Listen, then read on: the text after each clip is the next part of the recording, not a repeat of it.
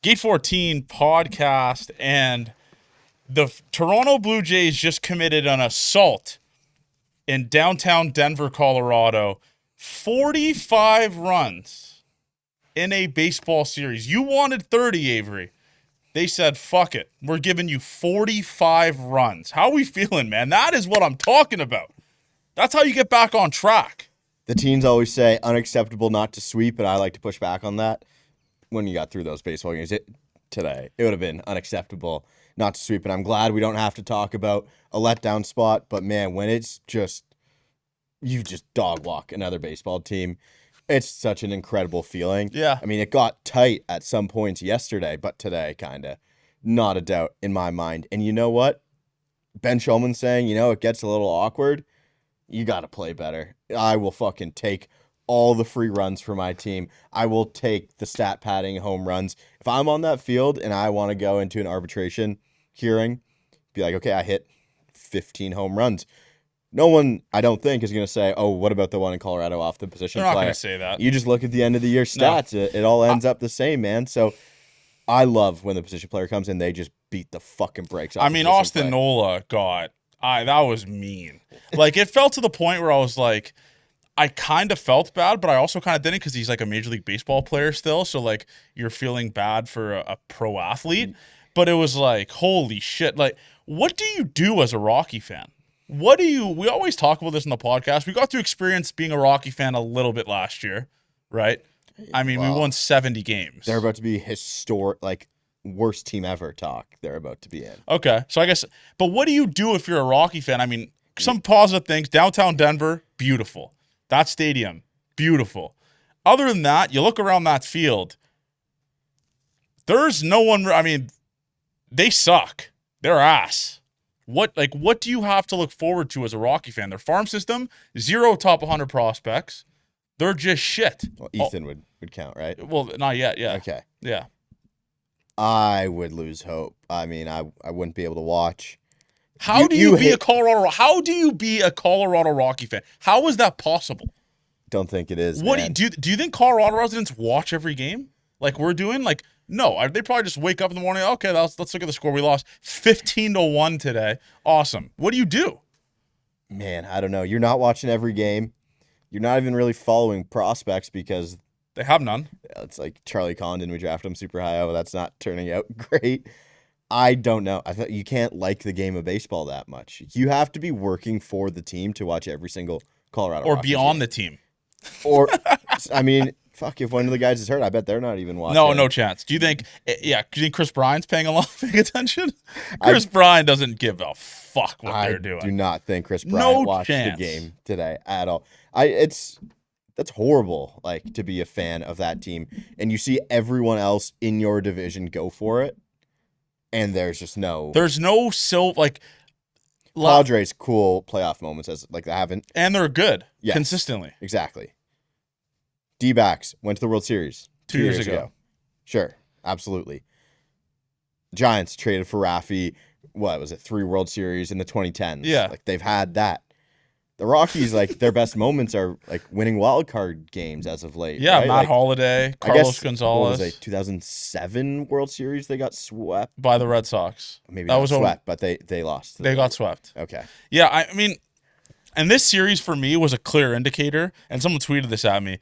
Run differential doesn't mean fuck all. Like, you could have games like that, and it's like, okay, but does that tell the bigger picture of a baseball team? No, not really.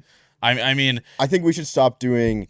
Sorry. That's fair. Yeah, that's fair. I think we should stop doing run differential, and it should be record. Like teams above 500 is like way more. That is what it should be. Yeah. Because I mean, we're also saying this because the Jays are kind of a wagon against teams above 500. It's clear, like case in point. You're facing the best teams. 8 fucking runs off Austin Nola, not Aaron Nola, Austin Nola. Like. And it's like, okay, they beat the piss out of a team. It makes sense. Like, I don't know what a better way to do, because there is a differential of runs that can tell a story as well. Like, but then again, the Toronto Blue Jays, 2021. They were the best run differential team in baseball. They didn't make the fucking playoffs, dude. Yes. Like, I think the run differential thing got buried this week. Teams about, like, because now the Jays run differentials plus 54. Yeah. It's like, what are you going to say now? You're going to be like, oh, okay, this is now Michael K is going to be in his little layer and say, oh, this is a good team now? No. Yeah. Like, you beat, like, it's so dumb because some of the Jays' losses were so pathetic where they just took off their foot off the gas. Like that Red Sox one, they lost 15-1. Remember that game at Fenway? It means nothing. That's the entire point I'm trying to make with this, I guess. But I know we're going to get tons of people saying to us, oh, it's the Rockies. No other team did that to the Rockies this year. No other Belt team, to ass, ever. No other team has done that in history of baseball, John. Like legit ever has done what they did in those 3 So games. like to say it's the Rockies, cool. If the Jays won like 5-1, 6-1, 8-2, whatever, sure. That was belt to ass from first pitch of game 1 to last pitch. Yeah. That's exactly what that was. And this baseball team needed it, Dave. Like the bats looked like they weren't there in the Royals series. You come to Colorado, everyone starts firing again. Extra base hits. The first hit of the Colorado Rockies series was a Nathan Lucas double. The first pitch, remember? First swing, yeah. And then Bo hits him home. Like Bo Bichette, moon bombs. Holy shit, he paid respect to Dante that series because he might have been better than Dante there over this stretch. Like Vladdy is so back. And for the Vladdy haters, come outside. The June bug told you he was going to figure it out. Come outside. Vladimir Guerrero Jr. is in the top 10. Yes, you heard that correctly. The top 10 in baseball in weighted runs created plus. So enough of the $500 million man bullshit. This is when you know he's firing, Avery. We said this on stream yesterday. When he is launching, shitting on baseball's Oppo. That home run he hit Oppo was sick yesterday. Yeah, I think that's the tell of a guy who has sick power. Like if you get Oppo gaps and you're hitting home runs that way, where you don't have to. Everyone can hit pull. It's the easiest. Varsho can hit it. It's the easiest to hit pull side home runs, right? Like not everyone has the juice to go Oppo. So when Vlad's doing it, that swing where it basically the ball starts in center field, and I like it when he hits the doubles, but the ball starts at the center fielder and just tails like a little baby cut with your 7-iron, just tails into the gap. 2 hops the fence, settles in there. He just that's when you know Vladdy is like really figuring it out, Abe. Yeah. Like that's when it's like that's a tell all. And my thing is I want him to cheat for the easier powered home runs. So like pull side. Exactly. But that'll never really be his game though. Could be. It would take an overhaul in how he thinks for that to happen. Yeah, that would be a whole new approach, ambush. And by the way, Vladdy, that home run he hit yesterday was the first ever home run of his career he's hit on a 3-0 pitch. He's never swung 3-0 and hit a home run before. But yeah, that series was awesome, man. And I think one thing that I wanted to emphasize this series is the importance of Dalton Varsho. That is a guy, and we've sung the praises of him on the podcast. We got called things that other shows wanted the dude fucking traded for relievers. Dalton Varsho, right when he steps foot in that batter's box, when you pencil him in that lineup, he instantly makes your team better. Not a hot take.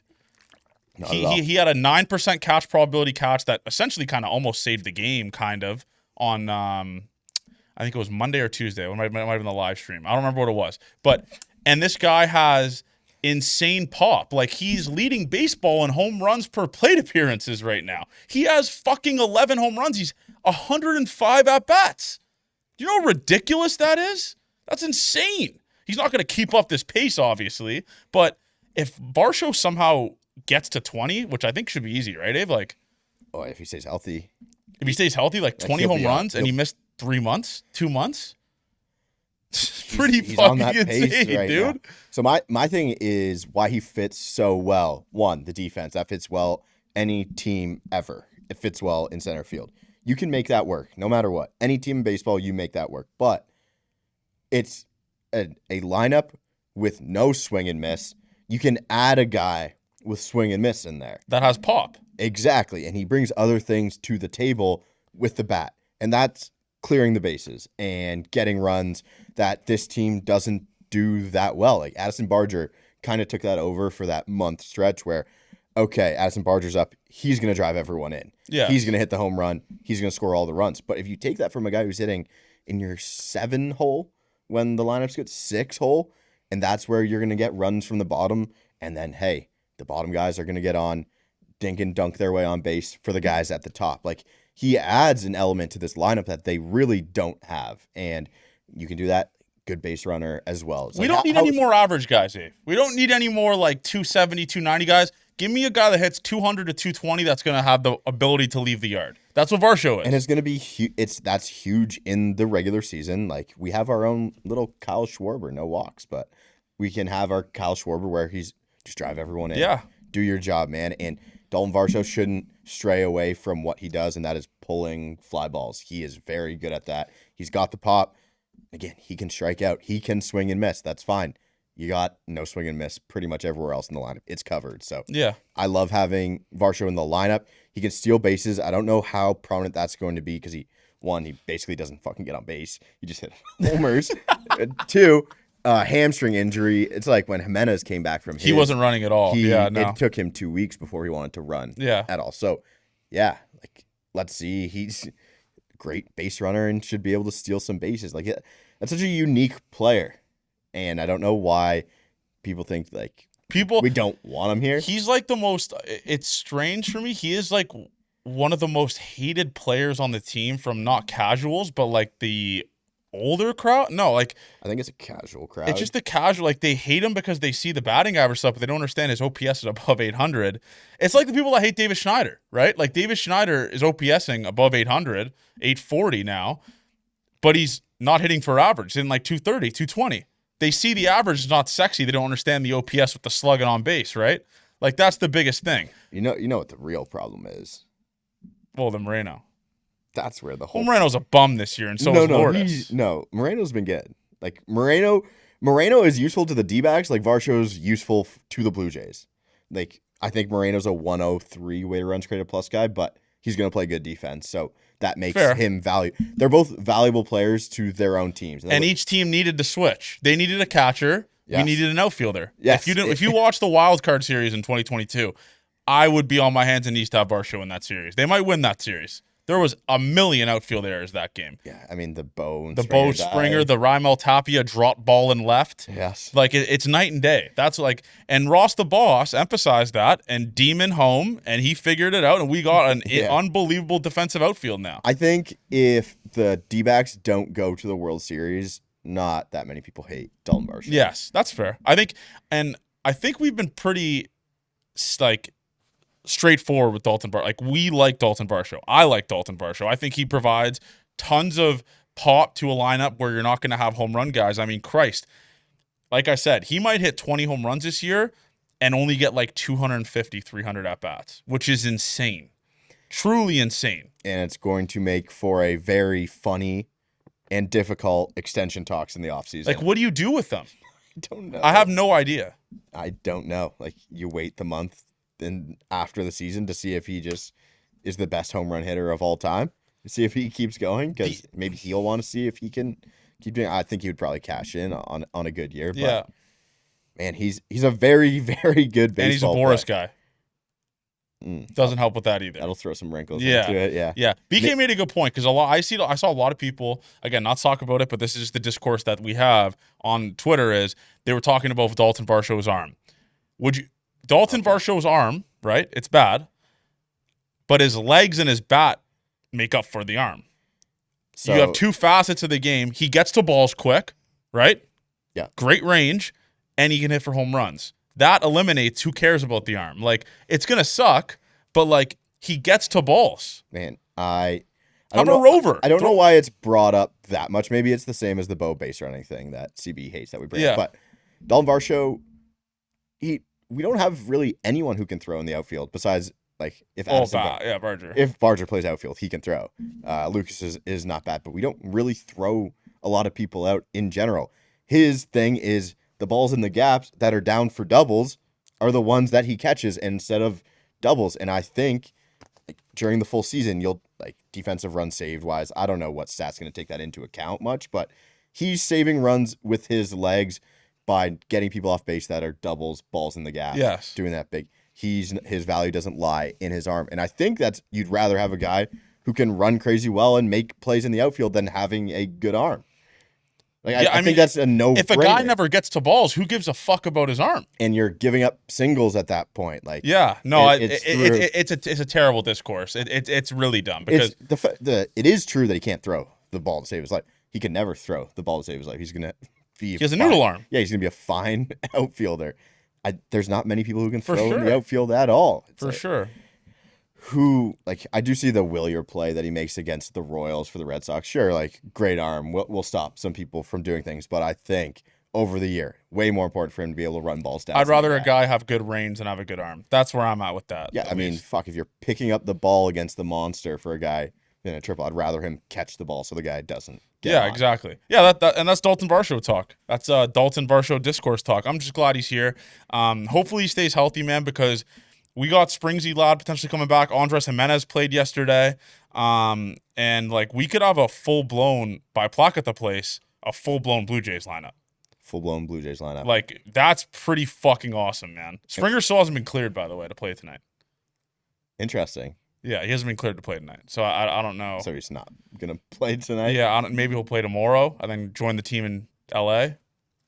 Feels like quick turnaround that you don't really need. I don't know what they're gonna do, but so they got by Tuesday, Avery, we could have Andres and Springer in the lineup, and kind of taking away the at bats from Ernie against righties, even though he was awesome against the righties this series, but kind of that Ernie Andres platoon could be a very fine player. That's like a 6-win player platoon right there. Yeah, absolutely. This team is a total platoon team. Yeah. And they do it well. They do their jobs well. Yeah. Exactly. Like I made that chart where you could pretty much just plug in who was going to be playing where based on what they've done against that handedness pitching. It's simple as to what they should do, and it's shown there. Like, Andres should play against righties. Ernie should play against lefties. The simplest thing ever. Yeah. Simplest thing ever. Maybe Barger doesn't play against lefties. I know some people like him in there too.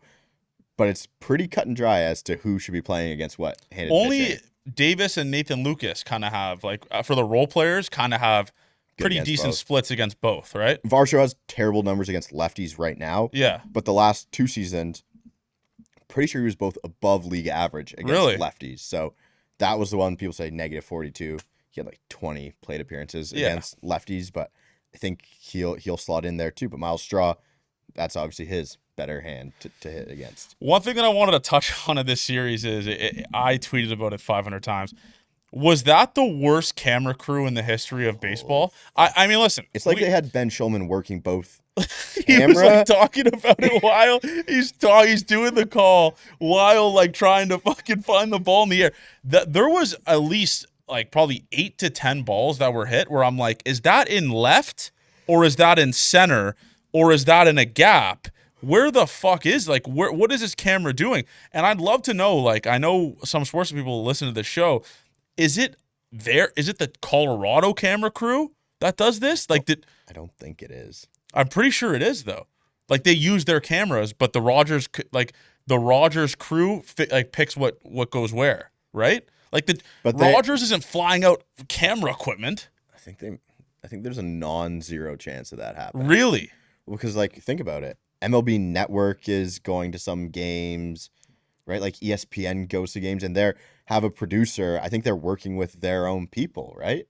Like how do you know the camera operators? And maybe I'm totally wrong, but I feel like you're flying with your own people. Either way, no matter how you describe it, it was the worst camera crew I've ever fucking seen. And it was like they were high the entire time. There was some balls. There was a mix of like, listen, I think Ben Schulman's awesome on the radio. I think he kind of has to figure out some of the tweaks he has to make on TV. But like, there was a ball Vladdy hit. Ben Schulman was like essentially doing the Michael K get out ball, and fucking the ball's in the gap and it just drops. But the camera's pointed up to the sky, and I'm like, where's this baseball at?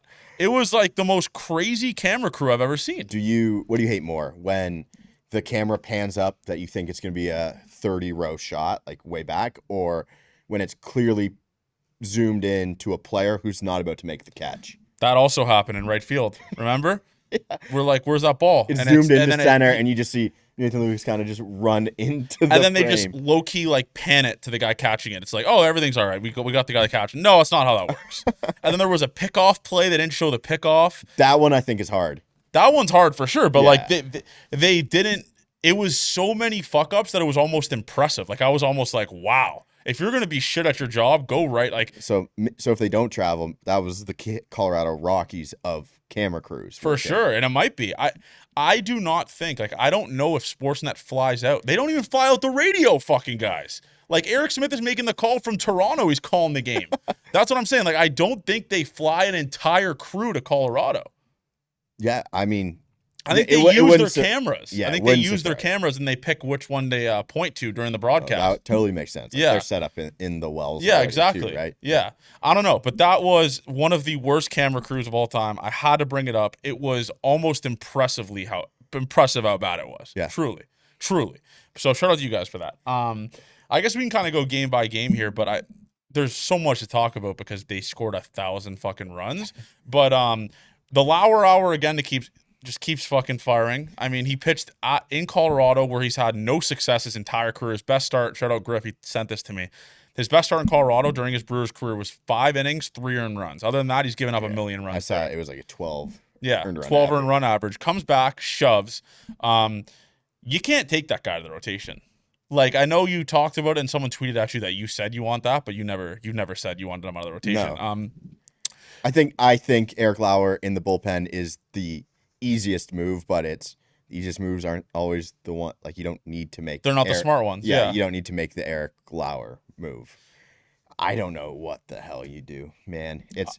It seems so simple to do 6, but yeah, I mean, I don't feel right about Eric Lauer not making a start all the time because it's like a guaranteed quality start every. Knock on wood, obviously, but it's like essentially a guaranteed quality start for the Lauer hour until Eric Lauer shows that he can't start, and he hasn't. He's given us months of stuff to tell you that we want. And him is there underlying data that says like there's a regression coming for him? Well, because he's not really getting hit hard, right? He's not a stuff monster, obviously. So you could say the batted balls, the batting average on balls in play is probably low. Like he's not getting a lot of ton of hits against him. So yeah, I don't know what the FIP and stuff is. I can look for you here, but because with Bowden last year, right, when it was like, how do you take Bowden out of the rotation last year? There was some underlying numbers that were like, this is not sustainable, and it kind of caught up to him this year. But I feel like I looked up Bowden's number, thinking it was Eric Lauer, and it said 6.83 FIP. I was like, oh my god, like, that would be nightmare fuel. Yeah, I was like, oh what is it for Eric Lauer? Because I think he's a 3.71 FIP. Like he's underperforming his numbers. What? Oh, that's MILB 3.19 FIP. It's pretty fucking good. Let's see what the xFIP is too. 3.92. So he's sure overperforming, but that's still a good arm. Like that's a very serviceable. What a signing from Ross the Boss, man. And they have him for next season, I'm pretty sure. Yeah. Under contract for next year too. Yeah, and they got money coming off the books too, right? Yeah. Like the Bassett. They love to have a controllable cheap arm. Yeah. Yeah. But speaking about roster construction, I did want to bring this up to you because I did tweet it, and I had some people correcting me on it. So Springer and Jimenez will be back next week, right? Pretty sure, right? Yeah. So Buddy Kennedy's automatically done probably tomorrow. Like he's probably off the roster. Who is Davis Schneider, the guy you unfortunately sent down? He has a 140 weighted runs created plus this season. Like, who do you send down when both those guys are up? Because there's gonna have to be corresponding moves for both of them, right? Like, the only way you can possibly keep the team together is sending down Joey or Davis Schneider before, like, without having to get rid of guys, right? So I think that's where they go to first. Like, why do you? I think some people talk about it. Underlying bad things for teams is when you just cut players like if Miles Straw. No, Miles Straw is staying exactly. On the team. Yeah. But if they were to cut ties with Miles Straw, I think everyone would be like, why are we getting rid of a great clubhouse guy? They all love Miles Straw, yeah. And there was so much talk about they love the people that are in the room now. It could do damaging things to the roster. Obviously, the number one thing is winning, but to the people in that room, sometimes like Ty France, that would probably be a realistic. Ty France would be the easiest cut because he's been there for a week. Yes, yeah, exactly. But why would you acquire Ty France except to like take on his money? I guess, but I don't know why you go out and acquire Ty France if you want to cut him after a week or so. So I think they like Ty France and they keep him. But the thing is, though, I guess because Schneider has options, it sucks because Davis has been one of the best bats on the team in the last month, right? Like, I also don't think he should be sent down. I don't think he should be either. Yeah, like Lopes, though, like Lopes has been sick too. Yeah, Lopes. So I think you just look at handedness stuff. What pitchers are you lined up to face? Because rosters expand in September, right? So Correct. if you, for example, let's say Springer comes back next week, the 12th, 13th, whatever. Yeah. You send back Lopes for a week. It's essentially a week and like 2 weeks, right? Like it's Yeah. like a 2 weeks. Listen, Lopes, we don't want to lose France. We're going to send you down. Or Schneids. I really don't want it to be Schneids because he's been unreal. But we're going to send one of you guys down. 2 weeks, you'll be back up. Yeah. So I think, like, without knowing who they're facing a ton of lefties like right now. Yeah. And this week and the Cubs series, I think they Imanaga. they could face some lefties too. So yeah, I think their main thing for them will be how does it set up for the pitchers we're gonna face. As if you're keeping Joey or Davis, you have to keep the team together. If you're just waiting till September to do it, I think it would suck to. It's kind of played out perfectly though, because it's only the guys will be gone for 2 weeks, right? But I mean, God forbid this doesn't happen. Injuries happen. Yeah. You don't want to cut a guy and then. I think Miles Straw's job is safe. I think France is the one I'm thinking of. Like for sure. BK thinks France, I'm pretty sure, will be cut. Okay. I don't think so as much. I think because the rosters are expanding kind of that soon, and you just option a guy if you get hurt, you're able to call them back up before that time. Like if the injury happens. Could you get creative and maybe send down like a Flu Hardy? You could. And keep the bats? For sure, if you have so many. Because there's a lot of off days, right? So like the bullpen will be getting rest the next couple of weeks. Yes, again. So maybe a Flu Hardy. I hate the thought of cutting someone right now, and I hate the thought of being thin bullpen side. Those are like my two things if you can bring the guy back. But again, they've hit so well that they don't deserve to be in the minors. And that's a fine pushback I'll take from everyone, and I'll tip my cap and I'll say, okay. If I'm Davis, it's like, brother, man, like last year he was bad. Like there's no running away from how he was last year, but I've figured it out. I'm comfortable at the plate again at the big league level, and I am one of your best hitters, 140 weighted runs created plus. Like, why the fuck am I going down? Right? Like, that's also just a strange conversation to have with a guy when he's not struggling. Like, when Rodin got sent down, I guarantee Rodin was like, yeah, obvious. Like, sure. Yeah. Like, Dave, 140 weighted, like, Low Profito, 170 weighted runs created. Like, how do you send those guys down? Yeah, I just don't think you can. It would just be Flu Hardy, in my opinion. I think. Sure. I think unless Ty France was brought on to take money, and they're not sold on Ty France. Ty France is the easiest one, and I know people are going to say, "Oh, but you guys have seen Ernie play first." I think an outfielder defensive replacement, like BK said to me, is a lot more important than a first base defensive replacement. And Vladdy's one of the most durable players on the team. He plays every fucking game, right? Yeah, I mean, yeah, you're keeping an outfielder before a backup. Yeah, you're keeping an outfielder before a backup first baseman. The Ty France can fucking play. Oh, he is top 5 in baseball and top 3. That's above average. Really? Yeah. He plays the position soundly. Vlad plays it erratically and does a good job. Yes. Ty France plays first He just base. puts on his fucking hard hat, does the job that he's been doing for 40 years at the assembly line, and Vlad likes to switch it up, have his AirPods in, throw the shit in the air. They do it so differently, and they get to the same point, though, which is the Oh, yeah. Like, Vlad's not a bad defender. No, he's not. All. Gold glove. You watch Ty France pick a ball at first, and it's smooth. It's like watching when I used to do it. I wouldn't say that necessarily. He plays defensive first base. He plays the game the right way. Is that what you're trying to say? No, that's not what I'm trying to say. So he plays great defense at first base, but that is not a position that you defensive replace for, and you carry a backup because you need a defensive. Like Ernie could be essentially the backup, although he's not the greatest first baseman ever. But that's like a man. I've been thinking that Joey should. That's what was said. Joey can play first. Yeah, he's got a first base kind of build frame. Yeah.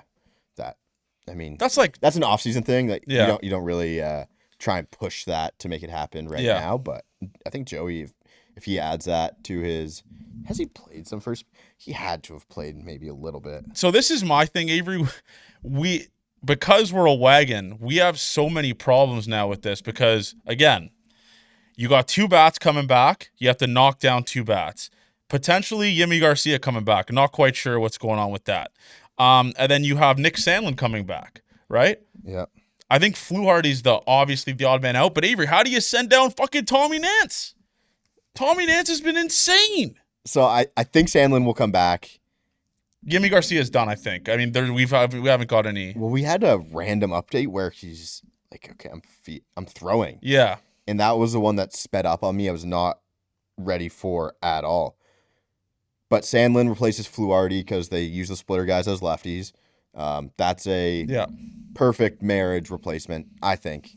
But then you do Nance. I mean, he's fucking pitching his dick off. He really is. I wouldn't want to see Tommy Nance go. And someone picks up Tommy Nance if he gets on waivers. Easily, dude. Yeah. Like a playoff team picks him up. When you need arms? Yeah. Not quite sure what's. What fucking noise is that? There was some noise here. I don't know what it is. Not me. Anyways, but yeah, I think, listen, man, and by the way, we got a Santander update. Maybe we got to do a Santander meter. Shoulder meter? Anthony Santander is 70% of being good to grab a bat. It was the update. It was something like that. It was like he's 70% like he could pick up a bat. He's 70% confident he could pick up a bat. That's what that meant? No, I thought he was 70% better than he was before. 70. I got to pull this up. There's got to be people outside. That's what that noise is. Hilarious quote from Anthony Santander. I got to find it. What did I say? I don't remember what it was. It was something 70%. But anyways, listen, so Anthony, just take your fucking time, man, okay? I'm tired of these fucking theatrics of like, oh, he's 70% this, that. Like, they also... He's 70% closer to being ready. That's what it was. That's what it was.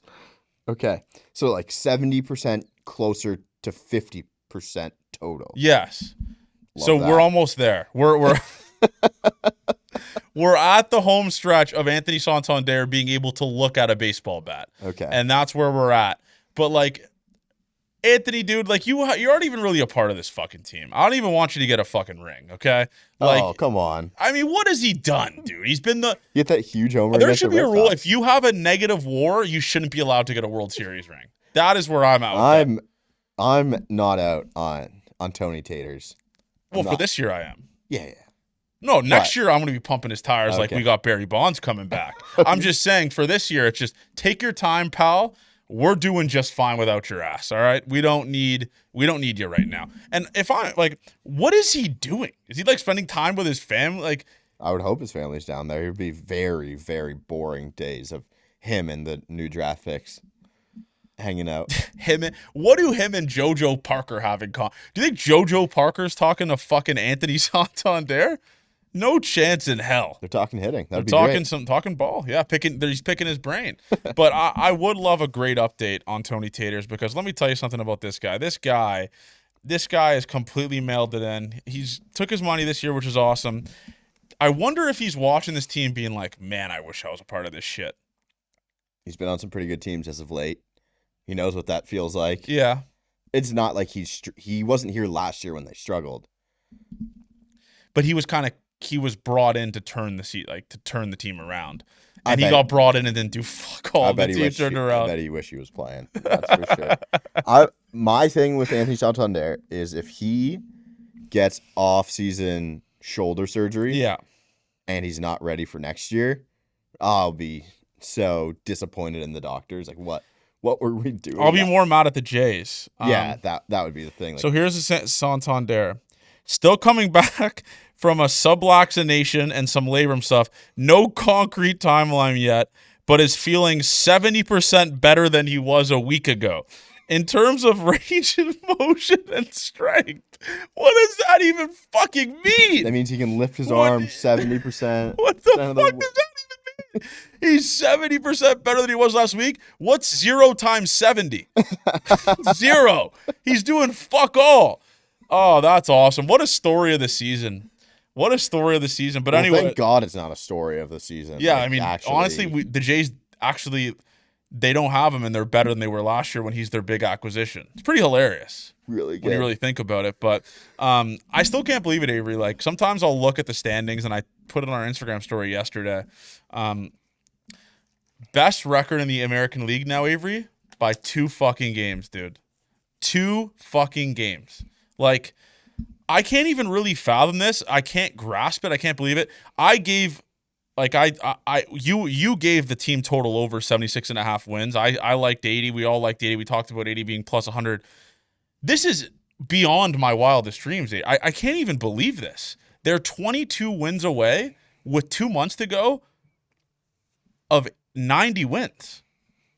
Like, It's better than I could have ever thought. And it's, if anyone said they were going to win the division, be in the race. you're a liar.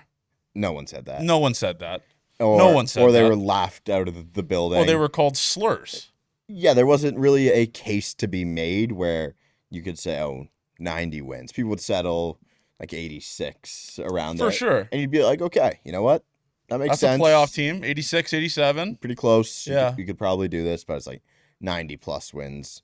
I'll take the bet slips, send them to me in the DMs. I will look I'll at them. salute your ass. Yeah. Congratulations if you did that. Really good, man. Like, the fact that we have, 10 more wins, 9 more wins to hit a win total, and we just And started I tweeted today, imagine if I told you in April, in an August baseball game, Ty France and Buddy Kennedy would be getting scored by Nathan Lucas. You would look at me in the eye and say, oh, so the team's 20 and 78? Sorry, those are our 5 and Those 6 are 5 and 6 hitters and 7. Oh, okay. Sure. So this team's dog shit. When did Mark and Ross get fired? Yes. That's what I'd be saying. But they win by committee, which makes it so much more fun in my mind. Like, we got the Yankees relying on Aaron Judge, and they've just been an absolute fucking dumpster fire. # shave the beards. But we do it kind of by committee around here, man. We're not going to give you the long ball, even though this series there was a fucking 1,000 home runs. But like, I mean, they're playing with ping pong, or not ping pong. they're playing on like bouncy they're playing balls. on Mars, kind of. But yeah, it was awesome. It was absolutely awesome. And the Ty France game today was just special, Ave. I mean, 6 times on base. Couple of them was against the position player, sure, or one. Sorry, one. But if that guy could get going, this team is an issue. Like, I don't think he'll be a massive part of this team, obviously. But I'm taking a trip to France, and I was going to tweet it, but I thought people would chirp me for it, and I was going to say, I would love Ty France to take me to Paris. Yes. People would have probably... That's a tweet you would tweet. That's a tweet that I would tweet. People would have probably roasted me for it, so I didn't do it. I held off. Maybe tomorrow I'll do. Oui. Bonjour. Comment ça va? Ça va bien et tout? We're just kind of tapping into our French right now because we got Ty France. And I want to love him more, Avery, because it makes Mariners fans mad. Yeah, I had Mariners fans tweeting at me today like, you were talking shit about him. Fuck you. Like, these next 2 months are going to suck. Having Ty France as a Blue Jay, it makes me love him even more. I want Ty France to go into the hall in a Blue Jays hat. Okay. That's so sick. You hated him. I hate him so much. Yeah. I think that's what makes baseball so great is you have one guys. One game could just flip the switch. You have guys that you see the numbers whole season. He sucked. Oh, he's ass. He stunk out loud. Yeah. You get him. I think my second favorite thing is the people that saying like Popkins changed his life when he fucking came from Pop. He wasn't with Popkins. He wasn't there last year? No. Okay. No, it was Varland who was with Popkins. That's on me. Yeah. That's on me. Okay. That would be funny if he was with Popkins last year and everyone was... It's like, whoa, Popkins, let Popkins get a hold of him. Let's let David Popkins get a hold of him. But yeah, I mean, the discourse has been awesome, Avery, because it is so fun that essentially now I look at Fangraphs. I hope if you're listening to this, I hope the Red Sox lost tonight, okay? I'm tired of this shit. Are they losing? What's the score? No, they start in 10 minutes. Start in 10 minutes. Yeah, I need the Red Sox to start losing. I guess we can kind of talk about the Yankees before we go into the series recap we got up here. It is objectively hilarious that their fans are now scheduling like that slob guy that went to like, hey, Juan Soto, that guy that was out the building. They're scheduling a Fire Boone night at Yankee Stadium. To show they hate Boone, they're going to sell out 2 sections and chant Fire Boone August 12th. Make sure you're there. And now they're complaining that it's the facial hair. Like, I got Nikki Toronto from the fucking Longest Yard tweeting, shave the beard, it's the beard's fault. It's genuinely hilarious that they did it for Devin Williams and he put together his worst season by a million times. Devin Williams given up 26 runs in 3 seasons. This year he's already given up 26 runs in 4 months. It's the Yankee difference. And that's the guy you shave the beard. Like, if it's Aaron, they've had so many players to change the shave the beard rule, and they do it for Devin Airbender Williams, and he turns into Brad fucking Hand when he goes to New York. And he repays them. It was probably outdated, but repaying them with that performance. There was so many guys they could have kept the beard for, and they do it for Devin fucking Williams. There's got to be guys who wouldn't go to the Yankees kind of because of the policy. They missed out on some guys, but imagine Bryce Harper without a beard. Yikes. Well, they didn't even offer him. Oh, they didn't? Oh, I was going to say. That's the hilarious Cashman thing, is you didn't even offer, or you didn't even call Bryce Harper. Wow, I'm okay. sure that's what it was. Okay. But, yeah, that's just hilarious, and they're blaming the beards, not the players in the field or the ownership. They're blaming the beards. So it's the beards' fault the Yankees suck right now. Big win today, though. Got back on track. You needed that one. Needed that one. But congratulations to the Yankees fans for getting back on track. But I guess we can talk about this. How long have we been going here? I guess we can talk about, is it 41? 41? Okay. Unkfest Friday. Me and Avery will be at Electric Island, but I'll be following along. I guess the game's at 10 anyways. Yeah, it'll be on my phone. The average age of that pitching matchup, I mean, the age combined is about 85, 86. So pretty cool. It's also, we get to see something that we'll probably never see before. We got 2 pitchers facing each other with over 3,000 career strikeouts. We'll probably never see that again. Oh, yeah, take a lot. We'll never see that again, probably. Well, did Verlander and Scherzer face each other? No. Right? Okay. That's a lot of strikeouts. And that's not the way modern pitching is going. So. No. Gen Z perfect game is 5 innings. At your average Blake Snell start. Yeah. I'm excited. There's nothing more I can say. It's such a cool pitching matchup. And I'm going to repost the video tomorrow as part of our thing. So good. Who was it? Maddox, Johnson. We're supposed to face off. Who's going to be our Maddox and Johnson? That's going to be Scherzer, Braden Fisher, and who else? Oh, Nick Frasso. Nick Frasso. Yeah, they get scratched, and then Scherzer and Kershaw get the start. Yeah, I'm looking forward to it. I really am. But yeah, so the pitching matchups, I already saw it. Our Queen Hazel May tweeted it out actually. So, I am looking forward to this series, man. This is Dodgers kind of figuring it out against the fucking. It's the Cardinals. It's the Cardinals, yeah, who the Jays kind of got right spot. So we got Max Scherzer, Clayton Kershaw Friday, Chris Bassett versus Blake Snell on Saturday, and Lauer versus Yamamoto. This is not It's not that favorable. Not favorable at all. No. Ohtani will hit 2 or 3 balls off the moon. That's just where I'm at with it. Yeah. I'm in the same. I know we do the reverse jinx. I genuinely think they lose 2 or 3 this series. I think so too. But I think you win. They can win Friday.